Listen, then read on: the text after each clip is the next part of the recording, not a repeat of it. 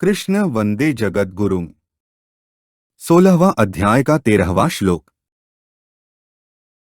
मध्य मया लब्धमिम प्राप्स्ये मनोरथम् इदमस्तीदमपि में भविष्यति पुनर्धनम्।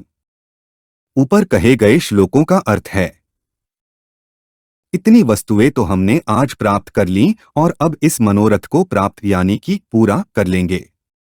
इतना धन तो हमारे पास है ही, इतना धन फिर हो जाएगा।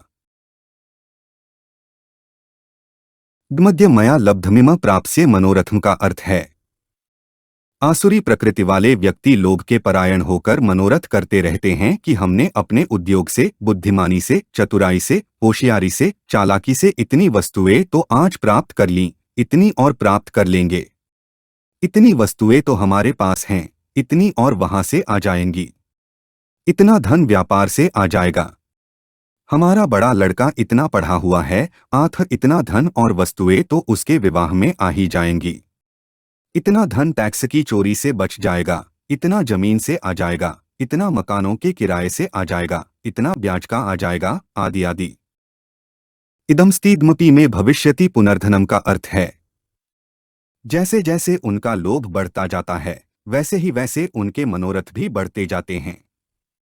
जब उनका चिंतन बढ़ जाता है तब वे चलते फिरते हुए, काम धंधा करते हुए, भोजन करते हुए, मलमूत्र का त्याग करते हुए और यदि नित्य कर्म, पाठ पूजा जप आदि करते हैं तो उसे करते हुए भी धन कैसे बढ़े इसका चिंतन करते रहते हैं। इतनी दुकानें, मिल, कारखाने तो हमने खोल दिए हैं, इतने और खुल जाएं। इतनी गाय भैंसे, भेड़ बकरियां आदि तो हैं ही, इतनी और हो जाए। इतनी जमीन तो हमारे पास है पर यह बहुत थोड़ी है, किसी तरह से और मिल जाए तो बहुत अच्छा हो जाएगा। इस प्रकार धन आदि बढ़ाने के विषय में उनके मनोरथ होते हैं। जब उनकी दृष्टि अपने शरीर तथा परिवार पर जाती है तब वे उस विषय में मनोरथ करने लग जाते हैं कि अमुक अमुक दवाएं सेवन करने से शरीर ठीक रहेगा, अमुक अमुक चीजें इकट्ठी कर ली जाए तो हम सुख और आराम से रहेंगे। एयर कंडीशन वाली गाड़ी मंगवा लें जिससे बाहर की गर्मी न लगे। उनके ऐसे वस्त्र मंगवा लें जिससे सर्दी न लगे।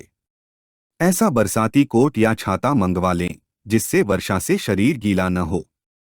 ऐसे गहने पड़े और श्रृंगार आदि की सामग्री मंगवा लें जिससे हम खूब सुंदर दिखाई दें, आदि आदि। ऐसे मनोरथ करते करते उनको यह याद नहीं रहता कि हम बूढ़े हो जाएंगे तो इस सामग्री का क्या करेंगे और मरते समय यह सामग्री हमारे क्या काम आएगी। अंत में इस संपत्ति का मालिक कौन होगा? बेटा तो कपूत है, आथ वह सब नष्ट कर देगा। मरते समय यह धन संपत्ति खुद को दुहक देगी। इस सामग्री के लोभ के कारण ही मुझे बेटा बेटी से डरना पड़ता है और नौकरों से डरना पड़ता है कि कहीं ये लोग हड़ताल न कर दें। प्रश्न: दैवी संपत्ति को धारण करके साधन करने वाले साधक के मन में भी कभी कभी व्यापार आदि के कार्य को लेकर इतना काम हो गया, इतना काम करना बाकी है और इतना काम आगे हो जाएगा, इतना पैसा आ गया है और इतना वहां पर टैक्स देना है, आदि स्फुरणाएं होती हैं।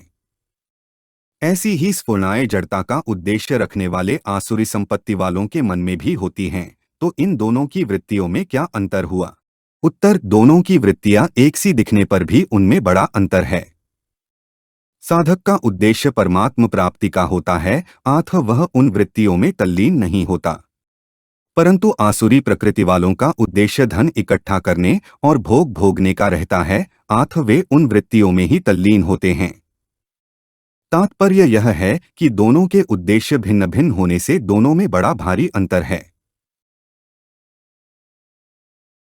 हमारे चैनल को सब्सक्राइब करें। अगर यह वीडियो आपको अच्छी लगी तो वीडियो को लाइक करें, वीडियो को अपने दोस्तों के साथ शेयर करें, अपने सुझाव हमें कमेंट करके बताएं। जय श्री कृष्णा।